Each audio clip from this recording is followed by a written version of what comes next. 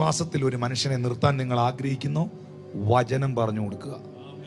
തളർന്നു പോയ ഒരാളെ ബലപ്പെടുത്താൻ ആഗ്രഹിക്കുന്നു, വചനം പറഞ്ഞു കൊടുക്കുക. ഒരു വ്യക്തി വിശ്വാസത്തിലേക്ക് കൊണ്ടുവരാൻ നിങ്ങൾ ആഗ്രഹിക്കുന്നു, വചനം പറഞ്ഞു കൊടുക്കുക.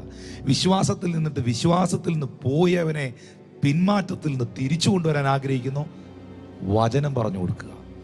ദൈവവചനത്തിനകത്ത് പണിയപ്പെടുന്നവനെ യഥാർത്ഥമായി പണിയപ്പെടുള്ളൂ. എഴുതി വെച്ചോ. ദൈവവചനം കേട്ട് മാനസാന്തരപ്പെടുന്നവനെ യഥാർത്ഥമായി മാനസാന്തരപ്പെടുള്ളൂ. ഹല്ലേലൂയ. ദൈവവചന പ്രകാരം ജീവിതത്തെ രൂപാന്തരപ്പെടുത്തുന്ന ഒരു വ്യക്തിയിൽ മാത്രമേ യഥാർത്ഥമായ രൂപാന്തരം വരികയുള്ളൂ.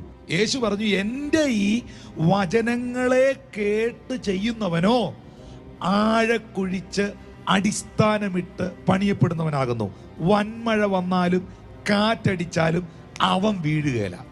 ആര്? എൻ്റെ ഈ വചനത്തിനകത്ത് ലൈഫിനെ പണിയുന്നവൻ. Praise God. Hallelujah, hallelujah. അങ്ങനെയാണെങ്കിൽ യേശു കർത്താവും പിന്മാറ്റത്തിലേക്ക് പോയ ഈ കുടുംബത്തെ തിരിച്ചു പിടിക്കാൻ, ഡിപ്രഷനിലേക്ക് പോയ കുടുംബത്തെ തിരിച്ചു പിടിക്കാൻ യേശുവും അവരോട് പങ്കുവയ്ക്കുന്നത് വചനമാണ്.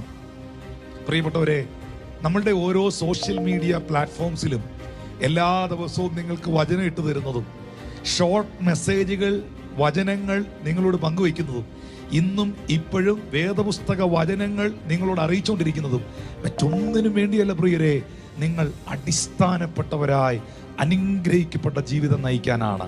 നിന്റെ ദൈവമായ യഹോവയുടെ വാക്ക്, അവൻ്റെ വചനം നീ ശ്രദ്ധയോടെ കേട്ട് അവൻ്റെ കൽപ്പനകളെയും ചട്ടങ്ങളെയും പ്രമാണിച്ച് നടന്നാൽ നിന്റെ ദൈവമായ യഹോവ നിന്നെ സകലത്തിനും മേലെ ഉന്നതമാക്കും. ദേശത്തിൽ നീ അനുഗ്രഹിക്കപ്പെടും, ജോലിയിൽ നീ അനുഗ്രഹിക്കപ്പെടും, വയലിൽ നീ അനുഗ്രഹിക്കപ്പെടും, നിന്റെ കൊട്ടയും മാവ് കുഴയ്ക്കുന്ന തൊട്ടിയും അനുഗ്രഹിക്കപ്പെടും, നിന്റെ പേറും പിറപ്പും അനുഗ്രഹിക്കപ്പെടും. ആമീൻ. നീ തൊടുന്നിടത്തെല്ലാം നിന്റെ ദൈവമായ യഹോവ നിന്നെ അനുഗ്രഹിക്കും. നിന്റെ ശത്രുക്കൾ ഒരു വഴിയായി നിന്റെ മുമ്പിൽ വീഴും, 7 വഴിയായി അവർ തിരികെ ഓടിപ്പോകും. നീ വായ്പ വാങ്ങിക്കാൻ ഇടവരുകയില്ല, കൊടുക്കുവാൻ നിന്റെ കരങ്ങളെ ദൈവം നിറയ്ക്കും. ആരേ?